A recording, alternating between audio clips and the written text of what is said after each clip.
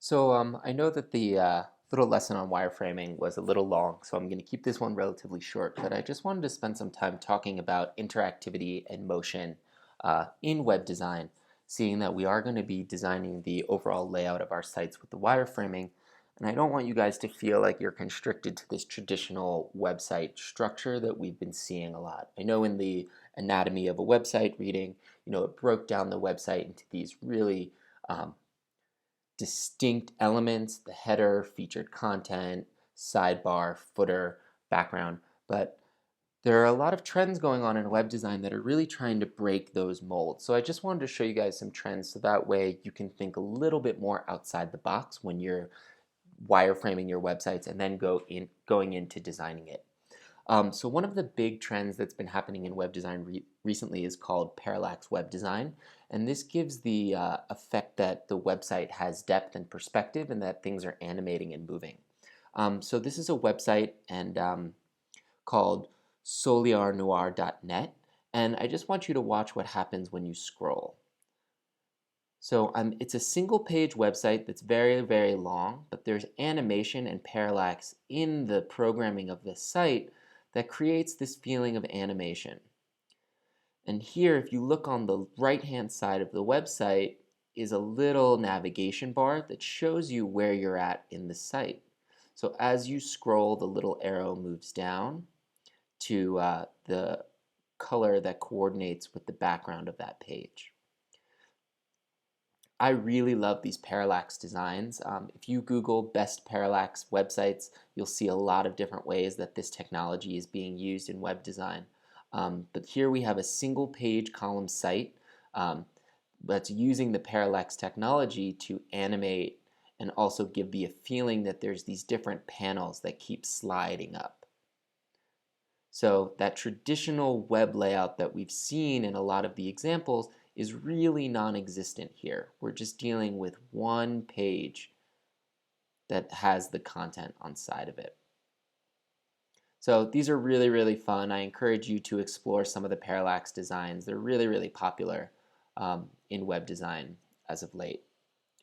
Another example that I wanted to show you is in the list that I gave you. It's a Tom Ford site. Here's another website that's really just using no scrolling. It's a single size website. If we scaled our browser, the website would scale with you. So you could see that, not a lot of scrolling is going to go on in a website like this. What Tom Ford's website does is it has these drop downs, and then it's going to populate all the different looks from that season. But the interaction here is when you roll over, the image is going to dim, and when you click, the description is going to slide out to the right of it and populate. And so this is, a really unique interaction that allows you to browse really, really nicely through all of the different looks that from this current collection. Close these down. So this is a website that has a really unique structure. There's not that traditional column grid. We have these little triangles, and you can see as you roll over these triangles, there's going to be a little pop-up that talks about this is a portfolio site for a photographer. So if I click on advertising, here are all the different advertising projects that she has. And I can roll over personal, and that'll all move out, and these are all the personal projects. And when we click on a project,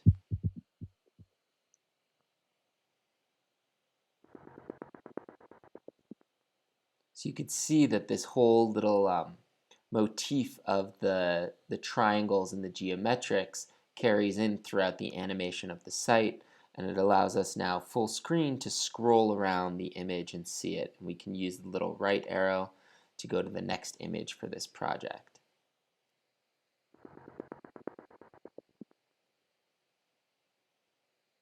And then here we have details, so there's a little slide out that'll zoom out the image and give us some description on that specific project. We can then close that. This will take us back.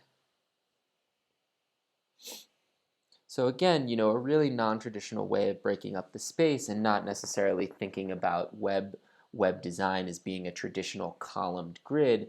It's really taking advantage of interaction to create a more immersive experience. So this is a website that I posted on the discussion last week that I made, and I just wanted to point out some interaction elements that we included on this website. So this is the home page, and one of the things we included was this ability to hide and show the navigation.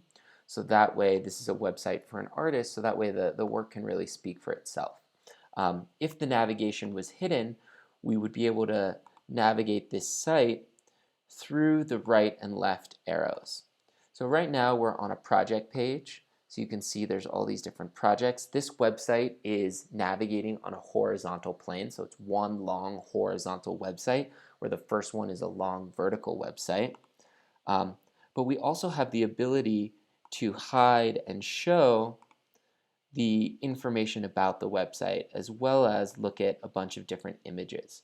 So what we could do really with this website, which is kind of cool, is we can go in and we can change all the background images, and then it'll stay throughout the site. So the user can really customize their viewing experience on how they want the website to function.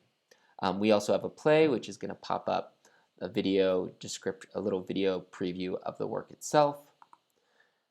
We have the about, which is the about bio, and this little sub-nav over here. We have press, which allows you to slide up. So this is going to give you a little bit more contact information. So we're hiding information and showing it, so it's not all there from the beginning. And then we have a blog section, which allows you to give you a brief description of the blog post, and then if you want to read more, you can click in and it's going to overlay it on top of the website.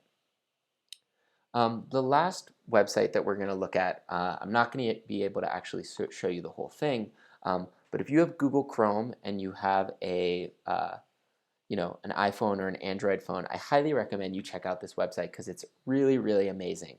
You have to view it in Google Chrome, but it's Arcade Fire's new music video for their song Reflector. The URL is www.justareflector.com. I highly recommend you check out this website and then you view it on your mobile phone as well. And check out the experience because it's one of the most amazing things I've ever seen. So I just wanted to put that out there, and I really hope that you check that out. So just a little bit on interaction. I really want you to consider different things of movement and interaction that we can implement into our layouts, and to think about that while you're wireframing this week. And if you come across any great websites and want to post them, don't hesitate to post them to the blog because I think we could all get we'll all gain some insight from looking at all these different examples. Okay, have a great week. Bye.